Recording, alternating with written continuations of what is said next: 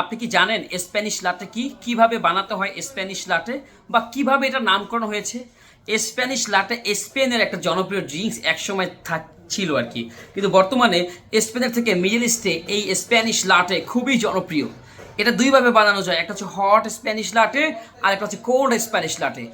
আমরা স্প্যানিশ বলতে কি বুঝি? স্প্যানিশ হচ্ছে প্রি মিক্স করে রাখা যায়, আবার ইনস্ট্যান্ট বানিয়ে দেওয়া যায়। কিভাবে সেটা? নর্মাল যে কফির যে দুধগুলো থাকে বা মিল্ক থাকে, এই মিল্কের সাথে কনডেন্স মিল্ক অ্যাড করে যেই প্রিমিক্স করে যে দুধটা বানানো হয় সেটাকে বলে স্প্যানিশ মিক্স। ধরেন আমাদের কফি শপে সারাদিনে একটাও চলে না স্প্যানিশ লাটে, এখন আমি কি আগে বানিয়ে রেখে দিব? নো, আমি ইনস্ট্যান্ট এসপ্রেসোর সাথে কনডেন্স দুধ মিক্স করব। কনডেন্স দুধ তো চিনেন, এটা হয়তো অনেকে নাও চিনতে পারেন, আমিও চিনতাম না।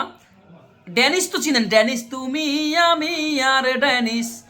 ওই কনডেন্স দুধটা মিক্স করে যদি লাটে বানায় তাহলে সেটা হচ্ছে স্প্যানিশ লাটে।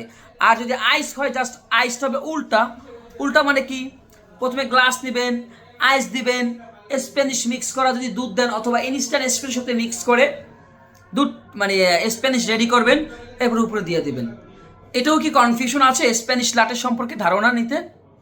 আবার বলবো, শর্টকাটে যদি বলি, স্প্যানিশ লাটে হচ্ছে একটা condense milk base sweet coffee drink, যেটা গরম এবং ঠান্ডা দুইভাবেই বানানো যায়। চাইলে ইনস্ট্যান্ট এসপ্রেসোর সাথে কনডেন্স দুধ মিক্স করতে পারেন, চাইলে আপনি দুধের সাথে কনডেন্স দুধ মিক্স করে রাখতে পারেন। ওকে, স্প্যানিশ বাই।